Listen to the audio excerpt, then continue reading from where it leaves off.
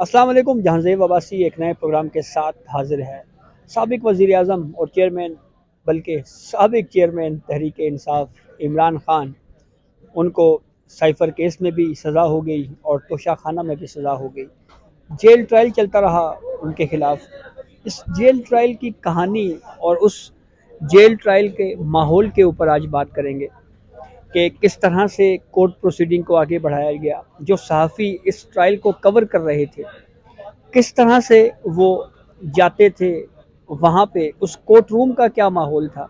ये वो सारी बातें हैं जो आज के इस वीडियो में हम डिस्कस करेंगे और आपसे डिटेल में बात करेंगे कि इस पूरी सूरत हाल में कि माहौल क्या था, कोर्ट का प्रोसेस क्या अडॉप्ट किया जाता था जब कोई कोर्ट रिपोर्टर इस प्रोसीडिंग को कवर करने के लिए जाता था। जमशेद साहब मौजूद हैं हमारे साथ, एबीएन से इनका ताल्लुक़ है, ये इस जेल ट्रायल को कवर करते रहे हैं। बहुत शुक्रिया जमशेद। ये बताएं कि आप कितनी दफ़ा इस जेल ट्रायल को कवर करने गए और क्या माहौल क्या था जेल का, ट्रायल का, किस तरह से सहाफ़ी अंदर जाते थे, कौन कौन सी दुश्वारियाँ थी, कौन कौन सा प्रोसेस अडॉप्ट किया जाता रहा।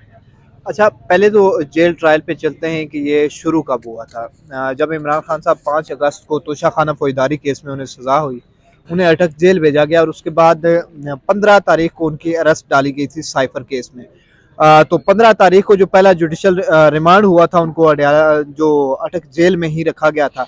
30 तारीख से ये प्रोसेस शुरू हुआ था, जो जेल ट्रायल का प्रोसेस हुआ, जेल समातों का जो प्रोसेस हुआ वो 30 अगस्त से शुरू हुआ। जब 29 को अनाउंस की गई कि साइफर केस में उनकी गिरफ्तारी डाल चुकी है और 30 तारीख को हाजिरी मार्क की गई अटक जेल में। उसके बाद ये सिलसिला जारी हुआ। इससे पहले जो एटीसी के मुल्ज़मान थे, उनका जेल ट्रायल होता रहा था। एक कमरा अदालत बना हुआ है अडयाला जेल के अंदर, उसमें मुमताज़ कादरी का भी जेल ट्रायल हुआ था और एटीसी के जितने भी हसास जो कैदी होते हैं उनका ट्रायल वहाँ पे होता है। तो इमरान खान साहब के जो है वो 5 मुकदमात का जेल ट्रायल हुआ है, जिनमें इलेक्शन कमीशन के खिलाफ जो हाँ वो उसका एक मुकदमा था, गैर शरई निकाह का केस था और 2 नैब रेफरेंसेस थे और इसके साथ साथ साइफर केस था। इन 5 में जो है वो बानी चेयरमैन पीटीआई का जो है वो अडयाला जेल में ट्रायल हुआ है। तो ट्रायल जो पहले तो इजाज़त नहीं थी, क्योंकि ऑफिशियल सीक्रेट एक्ट के तहत ये ट्रायल हो रहा था। तो जब सहाफ़ियों को अलाउ किया गया, पहली दफ़ा इस्लामाबाद हाई कोर्ट ने जो जेल ट्रायल था उसको कलअदम करार दिया, उसके बाद ओपन कोर्ट करार दिया गया और उसके बाद ही वहाँ पे ओपन जो था वो ट्रायल शुरू हुआ, सहाफ़ियों को अलाउ किया गया। तो पहले जो एक छोटा सा कमरा अदालत था, एक कमरा तकरीबन 15 फीट का, उसको कह ले 15 बाई 15 का कमरा था, उसके अंदर जो था वो जेल ट्रायल होता था। एक जाली लगी थी, उसके पीछे मुल्ज़मान को खड़ा किया जाता था, शाह महमूद कुरैशी को और इमरान खान साहब को। तो उस जो थी कोर्ट में प्रोसीडिंग होती थी, लेकिन बाद में एक कम्युनिटी हॉल है, जो कम्युनिटी हॉल पहले जब कैदी जितने भी कैदी नए जाते थे अडयाला जेल में, तो उस कम्युनिटी हॉल में उन्हें उस दिन ठहराया जाता था, जहाँ पे उनका मेडिकल होता था, उनकी रजिस्ट्रेशन होती थी और उसके बाद जो है वो उन्हें बैरक्स में भेजा जाता था। तो अब उस कम्युनिटी हॉल की पार्टीशन करके उसको कमरा अदालत बनाया गया है, जहाँ पे इन तमाम तर मुकदमात की समाअत होती रही। 2 केसेस क्लोज हो चुके हैं जिनमें सजा हो चुकी है और जो 3 केसेस हैं उनकी समातें वहीं पे होती हैं। तो उसकी मैं पार्टीशन आपको बताता चलूँ कि एक ऊपर रोस्ट्रम है, रोस्ट्रम के साथ फिर एक 3 फीट की शीट लगी हुई है। उसके बाद स्पेस छोड़ी गई है जिसमें वकला और मुल्ज़मान जो हैं उनके बैठने के लिए कुर्सियां और टेबल लगे हुए हैं और उसके बाद 3 फीट की एक मजीद शीट है। फिर 3 फीट की शीट से 4 फीट आप पीछे आए, 4 फीट पे की हाइट पे एक शीट लगी हुई है दोबारा। उसके बाद मीडिया इंक्लोयर है, मीडिया इंक्लोयर को भी बाहर से दरवाज़ा लगा हुआ है और हमारे मीडिया इंक्लोयर से पीछे अगर आप चले जाएं तो जनरल पब्लिक के लिए एक जगह रखी हुई है, 4 फीट की उस पर शीट है और 3 फीट का 3 से 2.5 फीट का जो है वो ऊपर शीशा लगा हुआ है।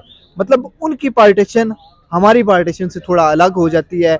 जो पहली समातें थी उनमें तो बड़ा मुश्किल होता था, जब हम जाते थे अंदर अडयाला जेल के अंदर समात सुनने में बड़ी प्रॉब्लम होती थी, लेकिन बंदा वो कहते हैं यूज टू हो जाता, तो अब यूज टू हो चुके हैं हम उस मामले में काफ़ी हद तक। तो ये जो दरमियान वाली स्पेस थी, ये पहली 2 समातों के दरमियान नहीं थी। जो 4 फीट की स्पेस जब इमरान खान साहब की मीडिया से पहला इंटरेक्शन हुआ था तो उस टाइम वो स्पेस नहीं थी।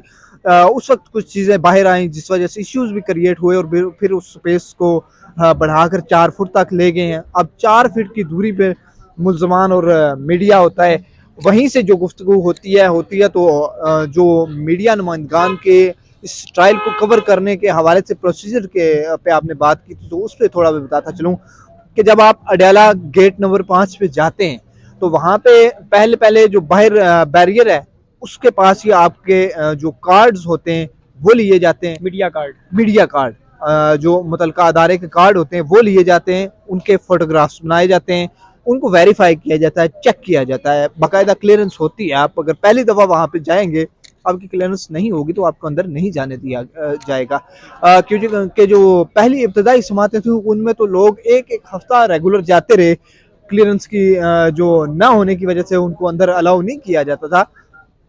तो उसके बाद क्लियरेंस के बाद अगला मरहला आता है, फिर आप वहाँ से आपके साथ एक बंदा रजिस्टर पे आपके नाम लिखेगा, हाजिरी लगेगी आपकी, आपके कार्ड वापस होंगे और फिर एक बंदा आपके साथ जाएगा, आगे आपको लेके जाएगा जो दूसरा बैरियर होता है उस तक लेके जाएगा। वहाँ पे जो मेन गेट है, मरकजी गेट, वो जेल के दरवाजे जो होते हैं उससे अंदर मतलब आपका कोई भी एंट्री विदाउट जो स्टैंप होती है वो नहीं होती, वो स्टैंप आपको लगाई जाती है। वो स्टैंप आप जब अंदर जाएंगे तो वो आप उस स्टैंप पे लिखा हुआ क्या होता है? Central jail simple, jail.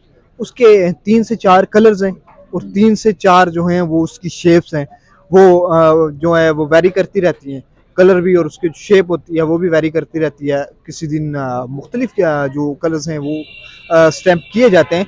तो पहले तलाशी होती है आपकी गेट पे, वेरिफिकेशन होती है, उसके बाद आप जाएंगे मरकजी गेट पे, उसमें भी आपकी पहले बाहर तलाशी होगी, आपके दोबारा नाम लिखे जाएंगे, एक दर्ज किए जाएंगे। वहाँ पे 2 बंदे खड़े होते हैं बाहर जो आपकी वेरिफिकेशन भी करते हैं और आपके नाम भी लिखते हैं। वो दो वहाँ पे आपके नाम दोबारा रजिस्टर पे दर्ज किए जाएंगे, वहाँ पे तलाशी होगी, उसके बाद आपको स्टैंप किया जाएगा। स्टैंप करने के बाद जब जेल का दरवाज़ा खुलेगा आप अंदर चले जाएंगे। अंदर फिर एक दफ़ा एक रजिस्टर वाला बंदा आता है, आप उसके पास अपने नाम लिखवाते हैं और जो आपके मीडिया कार्ड्स हैं वो वेरीफाई करवाते हैं।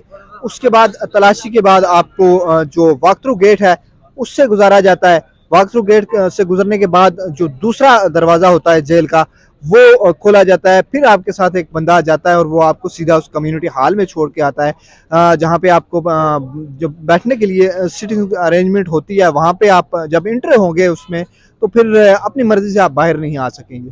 तो उस जो इंक्लोयर होता है उसको बाहर से ताला लगा दिया जाता है। और जो मीडिया रूम है, जब साफ़ी अंदर चले जाते हैं तो फिर उसको कुंडी लगा के बाहर से ताला लगा दिया जाता है और जो पुलिस एहलकार वहाँ पे मौजूद होते हैं उनके पास चाबी होती है।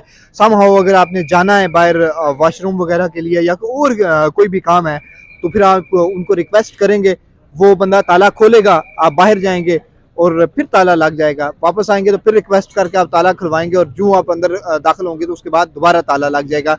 ये तमाम तर जो है वो प्रोसेस है। वहाँ पे कोई चीज़ साथ लेके जाना आपको अलाउ नहीं है। आप फिर रिपोर्टिंग अपने इदारों के लिए कैसे करते हैं? आप जैसे टीवी में आपको खबर वगैरह देनी पड़ती है, तो जब आप वहाँ पे जाते हैं तो आपको मोबाइल फ़ोन अलाउ नहीं है, दूसरे कोई भी डिवाइस आपको अलाउ नहीं है, इवन कि आपको डिजिटल वॉच भी वहाँ पे लेके जाना अलाउ नहीं है।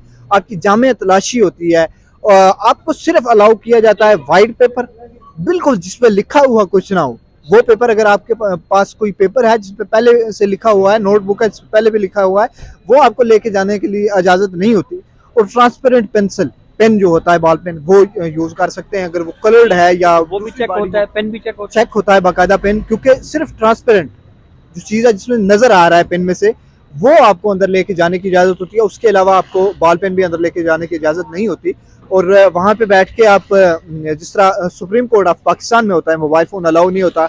आप नोट्स बनाते हैं, वो नोट्स वापस लेके आते हैं, फिर वो नोट्स वेरीफाई किए जाते हैं। जब आप जेल से बाहर निकलते हैं तो वो नोट्स दोबारा चेक किए जाते हैं, आया कि इसमें कोई एक्स्ट्रा चीज़ तो नहीं है, जो जेल जो समात हुई है उसके अलावा अगर कोई चीज़ हो तो उसको भी चेक किया जाता है। लिखी हुई चीज़ को चेक किया जाता है, लिखी हुई चीज़ को पढ़ा जाता है, वहाँ पे बाकायदा देखा जाता है कि ये किस मुतल्लिक है। तो अगर वो किसी को जुबान लिखी हुई समझ ना आ रही हो, पूछते भी हैं कि ये क्या है इसमें? हाँ, पूछते हैं, उसके बारे में बताना पड़ता है बाकायदा कि ये जो आज की समात है उस हवाले से लिखा हुआ है, तो फिर वो उसको अलाउ किया जाता है बाहर आते हुए। दोबारा जो है वो जामे तलाशी होती है और उसके बाहर आके फिर वहाँ पे एक जो बड़ा मसला है ना, वहाँ पे नेटवर्क सिग्नल्स नहीं है, मोबाइल फ़ोन सिग्नल्स नहीं है। जब आप अडयाला जेल के बाहर आ गए, आपने समात पूरी कवर कर ली, दूसरी बड़ी परेशानी ये है कि आपने फाइल कैसे करनी है, चीज़ पहुंचानी कैसे है। तो फिर आप पहले बाहर आएंगे, अपने मोबाइल फ़ोन्स कलेक्ट करेंगे, फिर आप सिग्नल्स की तलाश में पीछे चले जाएंगे खेतों में। अडयाला जेल के आप अपोजिट साइड पे चले जाएं, तो जो मार्केट है, मार्केट के पीछे अगर आप चले जाएं खेतों में, तो वहाँ पे सिग्नल्स आते हैं। फिर वहाँ पे हम लोग जाते हैं और वहाँ पे अपनी स्टोरी कंपाइल करते हैं और उसके बाद वो स्टोरी फाइल करते हैं और फिर ये यहाँ पे टीवी स्क्रीन की जीनत बनती है। तो इतना लंबा ये जो है ना प्रोसेस है। और इस के पीछे अगर यहाँ पे देखें तो यहाँ बहुत चीज़ें फास्ट होती हैं। ट्रायल कोर्ट में आप डायरेक्ट वहाँ से चीज़ें फाइल करते हैं, टिकर बनाए फाइल किए, यहाँ पे चल गए। वहाँ पे थोड़ी मुश्किलात होती हैं, एक तो मोबाइल फ़ोन सिग्नल्स, दूसरा अंदर मोबाइल फ़ोन अलाउ नहीं है, दूसरा डिस्टेंस भी काफ़ी जो है 500-600 मीटर तो वो बन जाता है। जब आप कोर्ट रूम से निकलेंगे तो बाहर आके चीज़ें फाइल करने तकरीबन 500-600 मीटर का ये फासला है जो हम तय करते हैं और उसके बाद अपनी खबर जो है वो आगे पहुँचाते हैं। अच्छा जमशेद, आखिर में बताएं कि सोशल मीडिया पे मैं एक दिन देख रहा था, कहीं पे लिखा हुआ था कि जी जब ये इमरान खान को साइफर केस में सज़ा हुई तो किसी सहाफ़ी ने कहीं कोई शेम की बात की। ये वाक़या आप मुख्तसरन बताएं, ये था क्या? अच्छा, जब साइफर केस में हुई सज़ा हुई तो तकरीबन हर बंदा वहाँ पे मौजूद शॉक था, क्योंकि 342 का बयान जो था वो रिकॉर्ड किया जा रहा था। इमरान खान और शाह महमूद कुरैशी रेस्टोरेंट पर खड़े थे। इमरान खान अपना बयान कलमबंद करवा रहे थे, उसके पास स्टेनो के पास खड़े थे, अपना बयान लिखवा रहे थे। इसके दौरान ही उन्होंने कहा कि मैं अपने बयान को क्लोज करता हूँ। जब ये बात कही है, जज साहब अपनी कुर्सी पे आके बैठे, जज साहब ने कहा है कि खान साहब मेरा एक सिंपल क्वेश्चन है, साइफर कहाँ है?